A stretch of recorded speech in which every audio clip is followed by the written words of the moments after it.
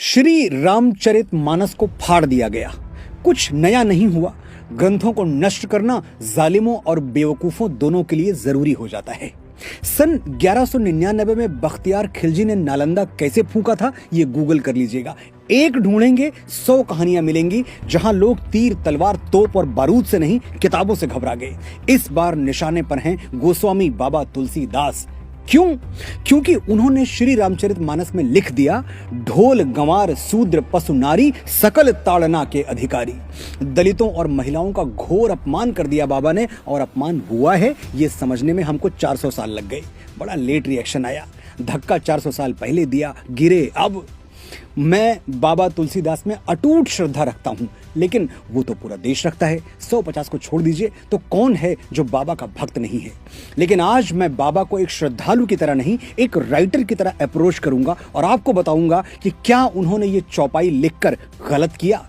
अब बाबा होते तो मेरी जरूरत नहीं थी। सोशल मीडिया से लेकर प्रेस कॉन्फ्रेंस और प्राइम टाइम तक हर जगह अपनी सफाई खुद पेश कर देते और बात साफ हो जाती।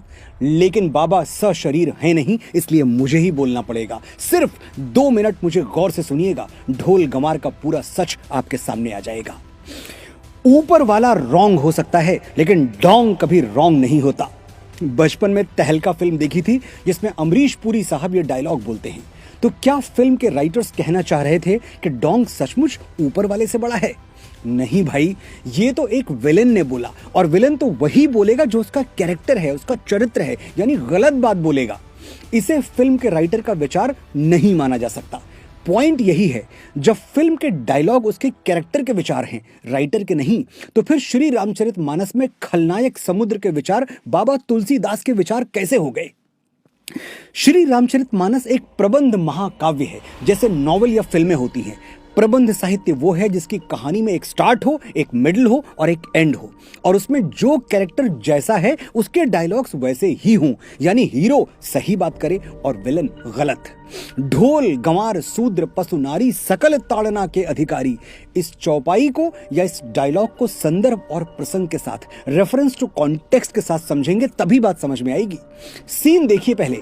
श्री राम 3 दिन तक समुद्र से विनती करते रहे, मुझे लंका जाने का मार्ग दे दो भाई, मेरी पत्नी के प्राण संकट में हैं। समुद्र ऐसा अहंकारी के मार्ग छोड़िए उत्तर तक नहीं दिया। फिर श्री राम को क्रोध आ गया, उन्होंने चढ़ाई प्रत्यंचा और कह दिया कि मैं अहंकार की छाती में अग्नि बाण गाड़ने के लिए विवश हूं, भय बिन होए न प्रीत। बात तो सच है। समुद्र का अहंकार टूट गया और वो मणियों रत्नों सहित त्राहि त्राहि करता हुआ श्री राम की शरण में आ गिरा। अब समुद्र जो कहता है उसे ध्यान से सुनिए, सारा भेद, सारा सीक्रेट यही छुपा है।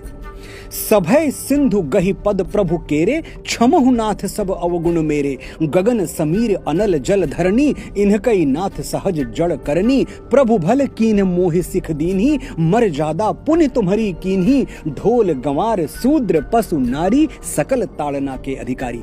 समझाता हूं क्या कहा समुद्र ने। हे प्रभु, मुझे क्षमा कर दीजिए। आकाश हवा धरती और वायु की तरह जल भी जड़ है, मैं भी जड़ हूं, मुझमें सोचने समझने की शक्ति नहीं है। प्रभु, आपने मुझे अपनी बनाई हुई मर्यादा की शिक्षा दी, आप मर्यादा पुरुषोत्तम हैं, इसलिए अब मेरी बुद्धि जागृत हो गई है। समुद्र इसके आगे प्रतीकों में बात करता है, मेटाफर्स में बोलता है। वो कहता है ढोल यानी एक ऐसा वाद्य यंत्र जिसे बिना सीखे नहीं बजाना चाहिए, वरना संगीत की जगह शोर निकलेगा। गंवार यानी अशिक्षित ग्रामीण। अब गंवार कोई गाली नहीं है जो हम आज मानते हैं, जो गांव में रहे वो गंवार, ये सिर्फ ग्रामीण का अवधि रूप है। शूद्र यानी कर्म के आधार पर विभाजित समाज में चौथे तबके के, 4th क्लास, चतुर्थ वर्ण के लोग। इनका आज के शेड्यूल कास्ट से कोई कनेक्शन नहीं है, ये बाबा साहब अंबेडकर भी मानते थे। तो शूद्र SC ST या OBC को नहीं कहा गया है, ये ध्यान में रखिएगा। आगे समुद्र कहता है पशु यानी मनुष्य को छोड़कर सभी जीव जंतु, और नारी जिसे मिडिवल पीरियड में शिक्षा से दूर रखा गया था।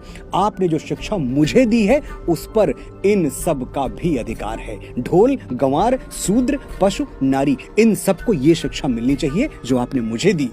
समुद्र के ऐसे विनीत वचन सुनकर श्री राम उसे क्षमा कर देते हैं, और फिर समुद्र के ही परामर्श से नल और नील समुद्र पर संसार का सबसे प्राचीन सेतु बना देते हैं, जिनके पत्थर इतिहास के अथाह सागर पर आज भी तैर रहे हैं।